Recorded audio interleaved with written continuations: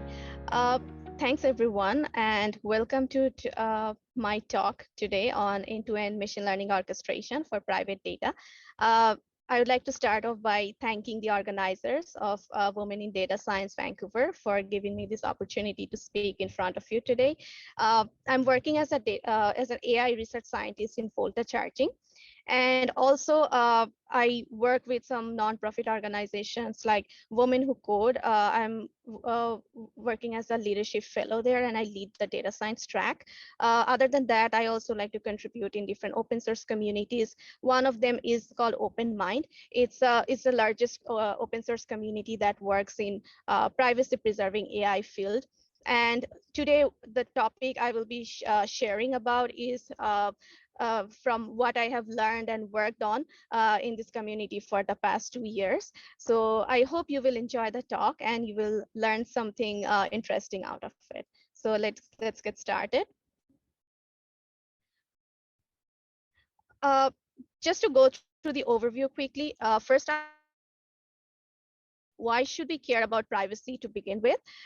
Next, I will talk about some privacy preserving AI tools that are needed to create those end-to-end ML orchestration pipeline. And they include federated learning, differential privacy, and secure multi-party computation that I will be briefly talking about. Next, I will talk about some open source libraries and commercial services for enterprise end-to-end orchestration support that you can explore. And finally, I will also show a short demo of privacy by obfuscation. That's like another way of ensuring privacy and ensuring machine learning in private data.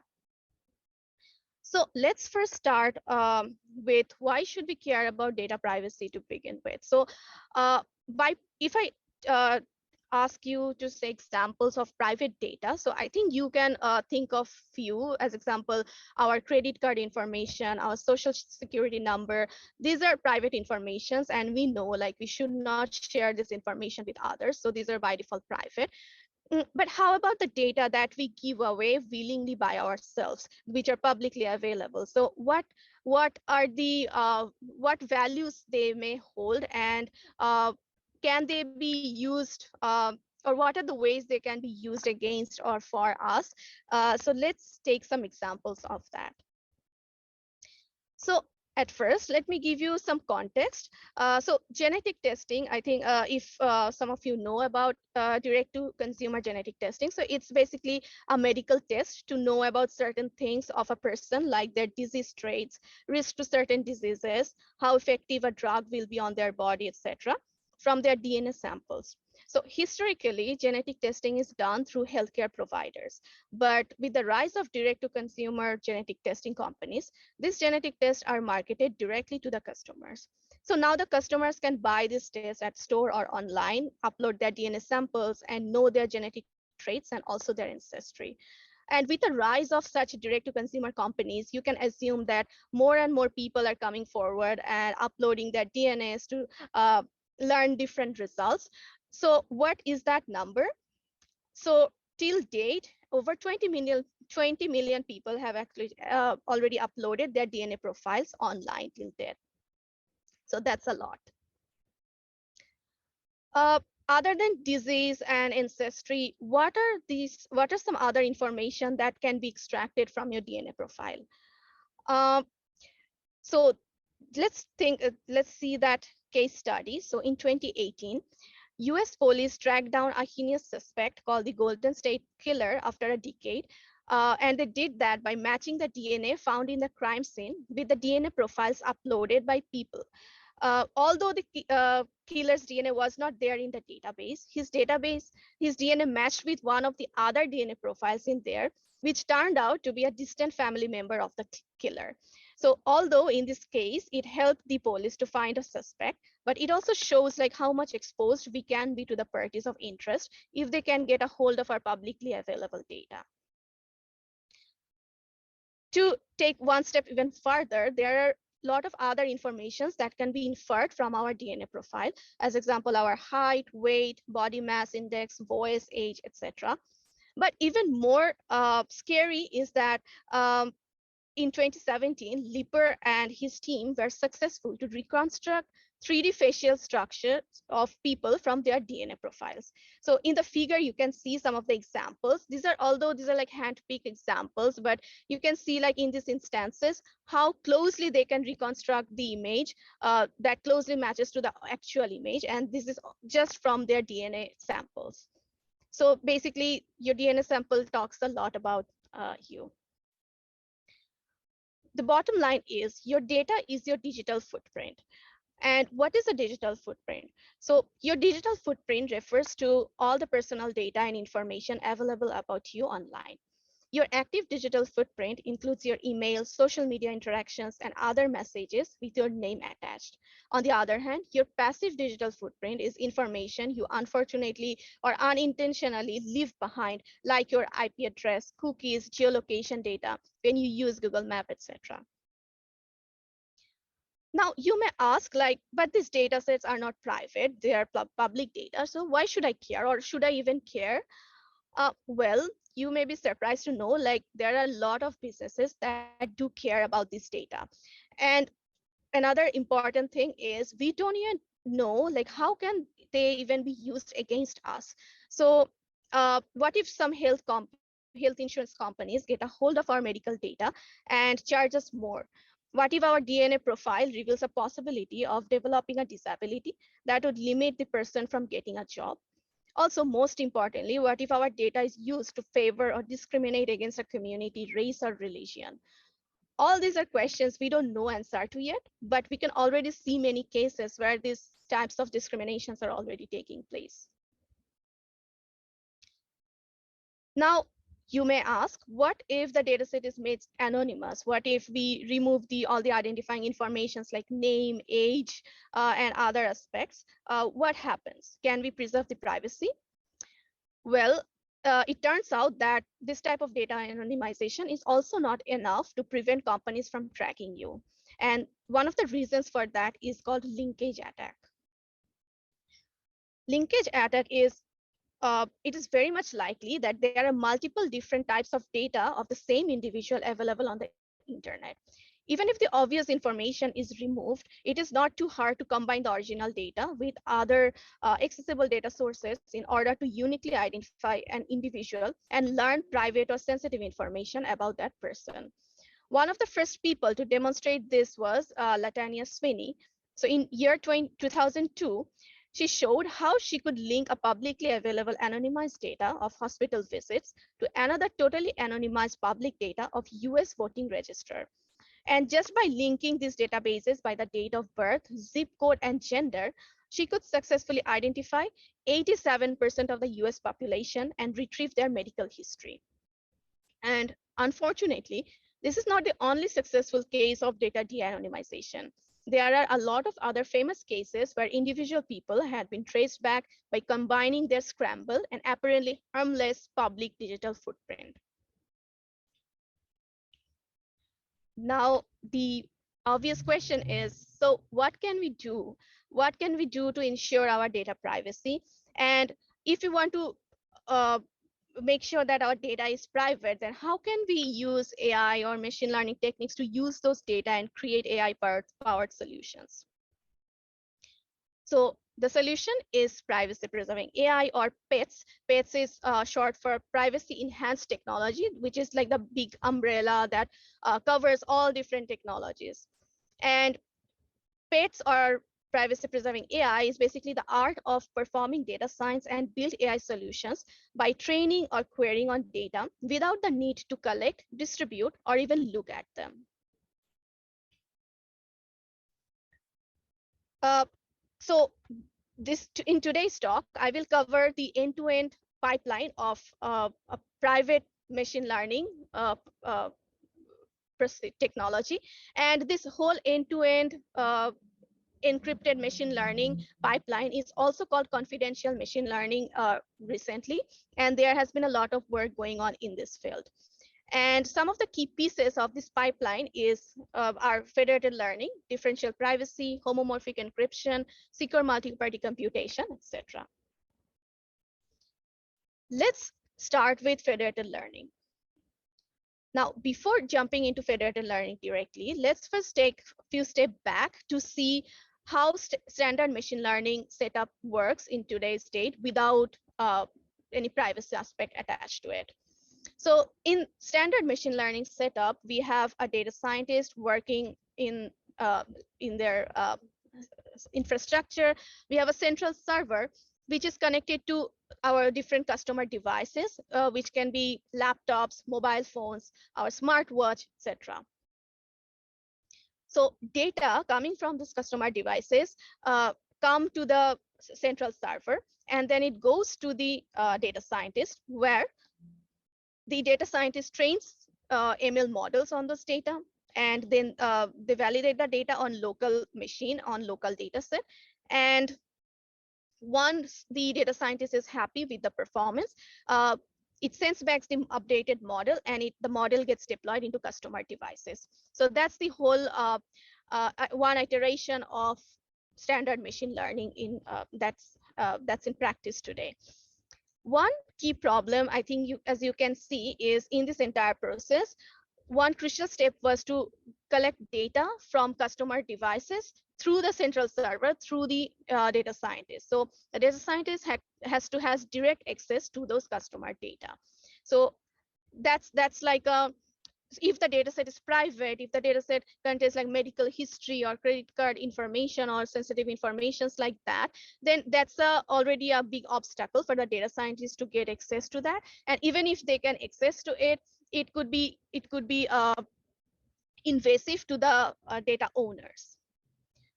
On the other hand, federated learning is a setup for training machine learning algorithms on data without the owner having to share, transfer, or expose their data with the developer and the service provider.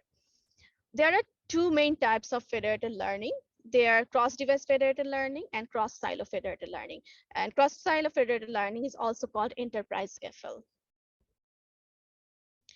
In cross-device federated learning, in the contrary, we again have customer devices, we have a data scientist, we also have now a coordinated server. So instead of a central server, we will call this server a coordinator server, which is a secure server. So in this setup, the data scientist trains a base model, creates a base model, and they send this model across the customer devices through the coordinator server. And the model gets trained on the customer device, on their device. So the model gets trained on the laptop, on the mobile phone, or on the smartwatch, that is on the edge devices. And finally, the model weights are passed to the coordinator server. And in that coordinator secure server, it collects all the weights from different models. It makes an aggregation and then passes this aggregated updated model to the data scientist. Now, at this point, the data scientist can use this updated model and test it on the local data set. And if they are happy with the performance after doing hyperparameter tuning or some validation, it can give it a go, and this updated model can now be deployed across all customer devices. So now, at this point, the model is updated. The model has learned from maybe thousands of customers, and now each customer have an updated model that learns from all other customers, but none of the customers' data has to be shared with each other or with the data scientist or with the service provider or anyone.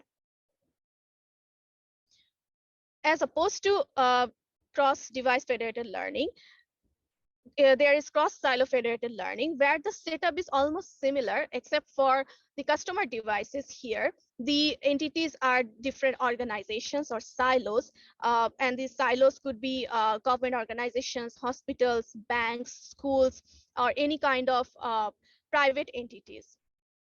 And the rest of the structure is exactly the same. So basically, the data scientist creates a base model, it sends it across to different organizations, then it gets trained on their data, on their infrastructure, and finally the updated model comes back to the data scientist. So that was cross-silo federated learning. Now, in this whole setup, you can see like we can still train our machine learning model, and we can even get a better model because now it's trained on multiple users' data. But in this entire process, the data never leaves the user's device or the entity's premise. So the data is always there under their ownership, and we don't have to access to their data. We don't have to collect their data, but still we can provide AI-powered solution to them.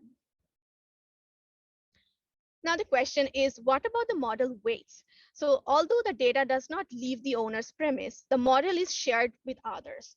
And it has been proved mathematically that model weights can be reverse engineered to trace back to the data it was trained on. Models can also sometimes memorize data and cause data leakage. Therefore, federated learning on its own does not guarantee complete data privacy. It needs to be incorporated with other privacy tools like differential privacy and SMPC. On that note, let's see what differential privacy can bring. So if we think about the federated learning setup, from the data owner's point of view, you can think like what the data owner can ask. So the data owner can ask this question like, if I were to reveal this updated model to the data scientist, what's the maximum amount of private information of the people in the data set I may leak? So that means he's worried about how much information can be extracted from the model that's trained on their data. Although we haven't seen the data, but with the weights, how much information we can extract. And differential privacy helps answer exactly this question. So let's say we have a data set called D containing people's age data. As a data owner, I should ask, when querying dataset D, if I remove someone from the database, would the output of the query change? And to answer that question, we will make a parallel dataset D prime by removing or replacing one row from the original dataset D. Now, if we make a query to D and D prime, and if the query result is still same, that means the query result is not conditioned on that removed information. That means this information cannot be inferred or retrieved by making queries.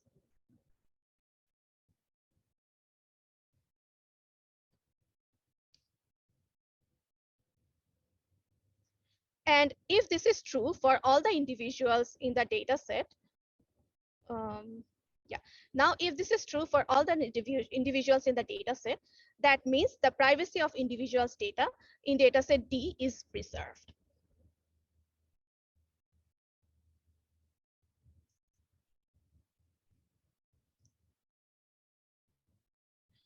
Now, to give an example of that, let's say we want to conduct a survey to know what percentage of the population are smokers.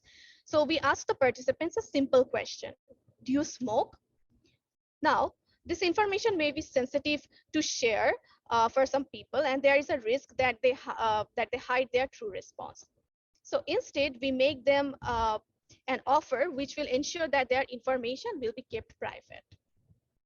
So in that case, we can say like, we can ask, let's say we want to ask Bob if he is a smoker or not.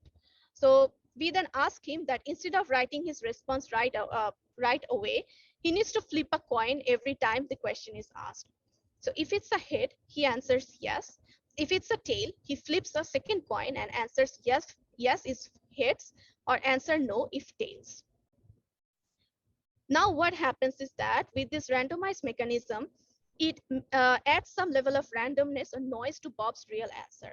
Now there is a 50% chance that Bob's response is his real answer, but there's also a 25% chance that his answer is just the outcome of the random coin flip.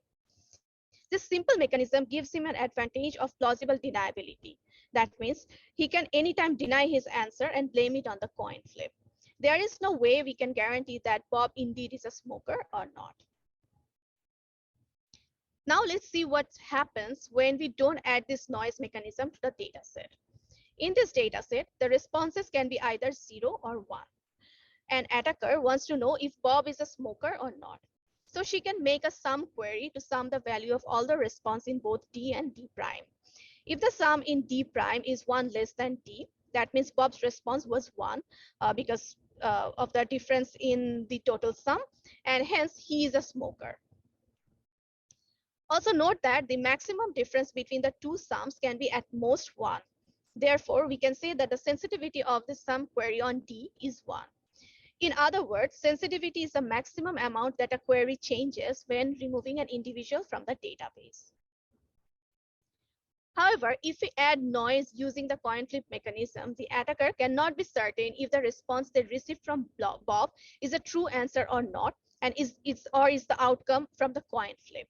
So by using this randomness, we can protect Bob's response, and Bob can have like a plausible deniability. However, if you can imagine, so if the attacker makes multiple queries and keeps making these queries against D and D prime, then he or she will gradually increase the probability of inferring the right answer about Bob.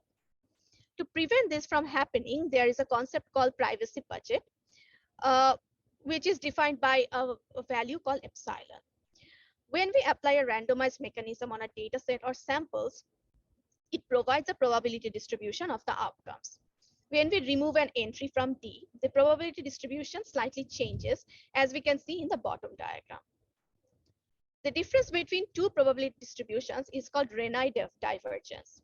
Therefore, if the Renyi divergence between M of D and M of D prime is less than or equal to epsilon, then we can say that the mechanism is epsilon differentially private. It also means that no matter how many queries an attacker makes, each individual's privacy is protected by a privacy budget of epsilon, which cannot be exceeded. The value for epsilon can be anything between 0 and 1. And the smaller the epsilon, the less privacy guarantee, but more accurate result, and vice versa. So you can imagine like there is a trade-off between the amount of noise we want to add to the data versus the accuracy we are willing to accept. The noise can be added to either to the inputs or on the final output of the query. If it is added to the query result by a curator, it is called global DP. And if it is added to individual inputs, it is called local DP. In our coin flip example, we offer the participants to add noise to their response. Therefore, it is an example of local DP. If you don't trust the curator, you should choose local DP over global DP. On the other hand, if you want to minimize the noise introduced to the dataset, you should choose global DP over local DP. There are a lot of mathematically robust noise mechanisms for distributing noise over big data sets, like Laplace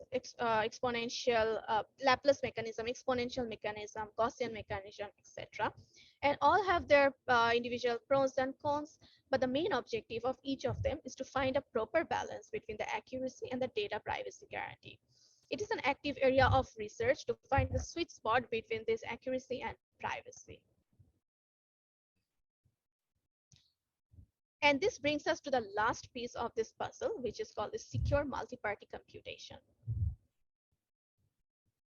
SMPC allows multiple people to combine their private inputs to compute a function without revealing their inputs to each other. Let's say we have a number 7, which is a secret number and not supposed to be shared with others. So we encrypt the number, then split it between two parties, Alice and Bob. Now, one party does not know the number held by the other. The number can only be decrypted if both parties agree. But the interesting thing is both Alice and Bob can still do computations on their share of data and get back the expected outcome when decrypted. That means that SMPC protocols allow them to perform computations on data even if they are in encrypted state. As an example, Alice and Bob multiply their shares by 2. But if they add those numbers and decrypt it, it will still return the exact output, have they multiplied the secret number as a whole by 2. So this is a very powerful mechanism, and it has a lot of application in machine learning. And how it can be applied in machine learning is in AI or machine learning. If you think from the mathematical point of view, models and data sets are just large collections of numbers which can be encrypted and computed in that state. So therefore, using SMPC protocols, the data owner and model owner can make inference using encrypted model on encrypted data. Also, If you remember the secure aggregator in the federated learning setting that we talked about, SMPC also allows the aggregator to securely aggregate the weights without the risk of disclosing them to other parties. Now that we have seen all the key pieces of the pipeline or the puzzle, let's now tie all this together and see how they fit in the big picture of the entire pipeline. So let's see this real use case. So this is a paper by Kaisis et al., which has been published in Nature in year 2020. So in this paper, they showed a real use case of training machine learning models on medical healthcare data from multiple hospitals. In this setup, 3 data owners, which are also hospitals, wish to cooperate to train a model. A central server orchestrates the training. At the beginning of the training, the central server sends the untrained model, shown in red, to the hospitals for training. In section B, if you see, until convergence is achieved, the models are trained locally at each hospital. And intermittently, the models colored in different colors are security average, which is also called secure aggregation. And the secure aggregation procedure occurs only between the 3 data owners. So the SMPC protocol guarantees that the individual models cannot be exposed by other participants.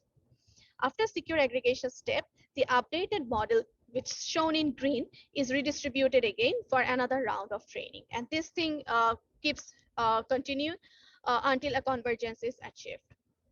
And finally, in block C, you can see that after the final iteration, the central model is updated with a fully trained, securely aggregated model that's shown in green and can be used for inference. Now, that was for the training phase. Now, in the inference phase, the model owner encrypts this combined model and put it out there for others to use. So you can think like you can put your model as a service so that others can use it for their own similar kind of data set. In this case, the data owner could be a physician located at a remote location, and he requests an inference result from the model over the internet. But he also wants their confidential patient data to remain secret. Similarly, the model owner provides inference as a service, but wants to keep their model confidential. That means wants to keep their model weights confidential. So the use of SMPC enables the following scenario. Initially, the data owner and model owner respectively encrypt the data and model using secret sharing.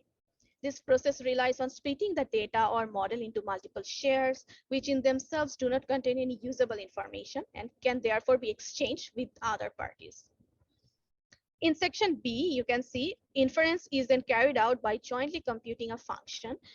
In this case, the machine learning inference procedure using SMPC technique that we just saw. And finally, in section C, the data owner receives an encrypted result, which only they can decrypt. So in this entire setting, you can see like it's possible to use encrypted model on encrypted data and make inference out of it. And that inference result will also be encrypted format, and only the interested party will be able to decrypt. So that's like a whole layer of security that's been added to the data, to the model weights, the inference results. So everywhere it's completely secured. Now that we have seen some research aspects of it, let's see how this privacy preserving AI can be applied in practice, or what are the practical processes we have right now. So here's a list of few open source libraries and enterprise platforms for federated learning. First, we have FRIS, which helps build an end-to-end enterprise FL as a service for companies, for organizations. We also have FATE, which also supports enterprise FL. We also have PySift and PyGrid, which is from OpenMind, the community I talked about at the very beginning. So right now, PySift supports enterprise FL with limited features, but it is great for research. If you want to explore new ideas, this is the right way. TensorFlow Federated is another one that's great for research, but not yet ready for large-scale production. Similar to that, we have Databricks, OpenFL, IBM Federated Learning, NVIDIA Clara. All these platforms support you, gives you enterprise FL services. And for the last few years, there are a lot of startups have been built on top of this idea of confidential machine learning. And many of the startups are relatively new. By relatively, I mean like only few years of age. And the big players are also coming forward. So IBM Cloud, AWS, they are also contributing our confidential machine learning features to their cloud services. Finally, before I conclude, just want to show you like a small demo of another way of applying privacy preserving AI. So far we have seen the mathematically proven safe method of applying end-to-end encryption, which includes little bit more technically heavy concepts like differential privacy or encryption techniques, etc. But if you want to get started quickly right off the bat, there are also other more intuitive and less mathematically heavy approaches that you can take, which will help you ensure the privacy of the data to some extent, but also will not take a lot of effort from your application side. So one of the examples of obfuscation in computer vision is here. This is a work done by some researchers from University of Toronto, and it's called black box system for video analysis in operating room. So basically they want to monitor the operations that's been done by doctors or interns in operation rooms. But as you can imagine, so this is a invasion of the patient's privacy. So what they did instead is that they identified humans with computer vision and then extracted the skeletons, and then they projected the skeletons in a 3D space. But as you can see, it wasn't that useful because the video is too obfuscated to understand the movements. So this is also a classic example where privacy and accuracy doesn't go always hand to hand. So if we want to imply so much privacy, so much noise to the data, the end result we get, sometimes they just become too vague to even to be useful. So to improve that as an alternate or advanced approach, what they did is, let me just start the video here. So what they did is, they again in this setup, they have this video of the operating room. But at first they detect the humans or the people in the video, then they cartoonify their bodies, they obfuscate their faces. So as you can see, the faces are now being blurred. Now they are completely unrecognizable, and their bodies are also cartoonified. So the bodies, the people, they are not recognizable anymore. So that's like uh, another way of where you still get the intended output, like you can see the movements but you cannot see their faces. But it's not still fully ideal, because even to apply those obfuscations, at first you need the raw footage for even just for a few seconds, but you still need them to do this kind of pre-processing. But that's like another way of doing that.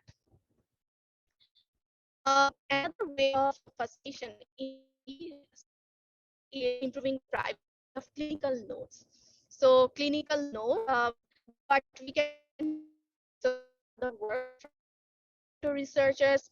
What they did is randomly replaced page data, or basically personal notes, with semantically similar words. So they replaced each word with a semantically similar word from the word embedding type, and replaced. So basically can be changed even much higher category based on the context, uh, and the output will be, the text can become totally unreadable to human, but it won't be to the algorithm as much as to the human, because the underlying uh, technology, underlying algorithm that's being used, which is the word embedding, is still the same. This is something the machine learning algorithm can understand. So in this example at the top, you can see like an example of original note, which says like Arnold Smith is a 50-year-old male with a history of alcoholic cirrhosis. But after, if you can identify those PHIs like the names, age, the disease, etc., and you replace them with some semantically similar words with a degree of different degree of randomness. So here n is a degree of randomness. If n is equal to 3, it's basically just means like we want to replace the word with 3 steps further semantically similar word in the word embedding space. So if we even want to go even more steps further, we can just say n is equal to 7, which is like the whole text will be like a completely different text, and it may be like totally meaningless. It doesn't mean anything to human and maybe to the machine anymore. But so these are like different level of noise or randomness we can use or apply to the clinical notes. Now, some final thoughts. I think if only one thing I want you to take out of this talk is that, first of all, from end user, a consumer point of view, I just want you to know, like, your data is really valuable, whether they are private data or you're publicly available. You willingly share whether the data are those kind of harmless data, they still have value, they still can be used for different purposes to track you or to give you better services. That's also possible.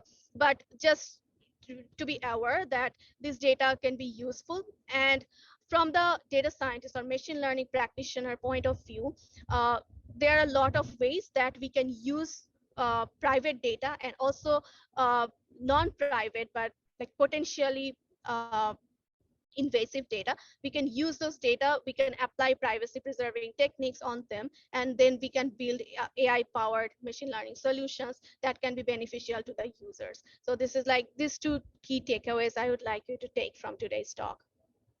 So thank you for listening to me so far, and I hope you enjoyed the talk and you learned something new. I'm very eager to know your thoughts, and if you have any questions, please do let me know. Thank you. Thank you so much. Thank you so much, Zarreen.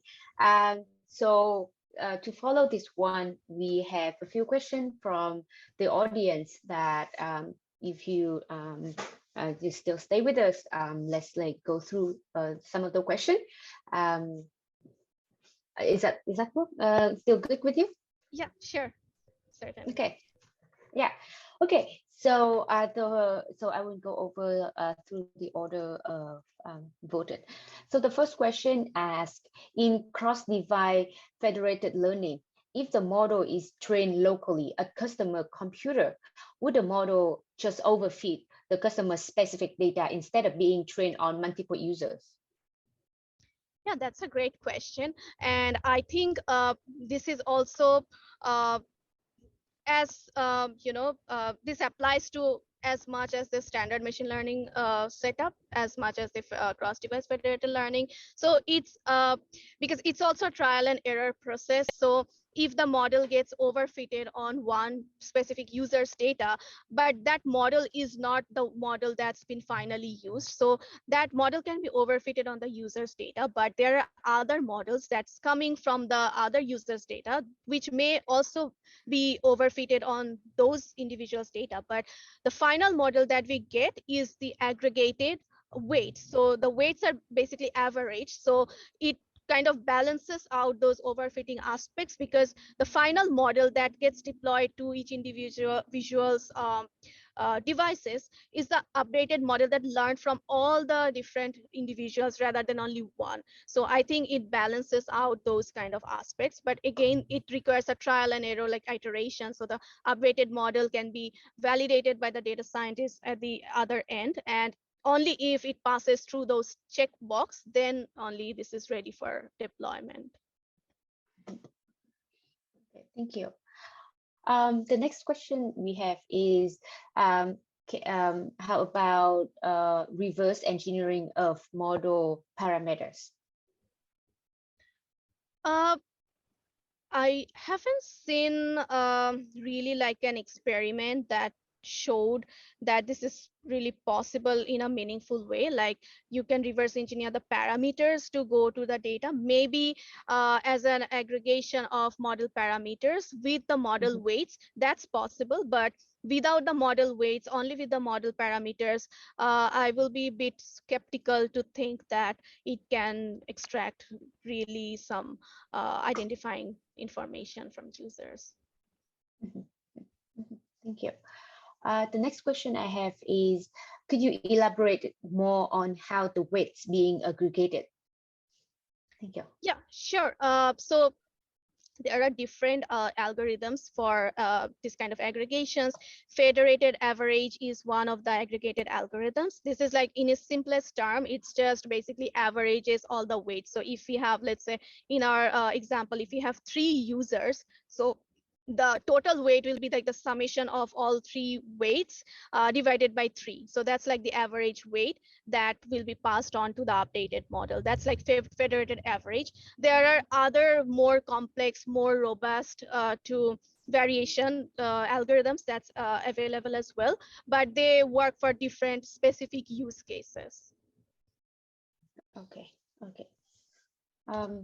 Okay, and then the next question that I want to ask in here is that where can you suggest some of the sources to keep updated in these techniques and how the application of them evolve?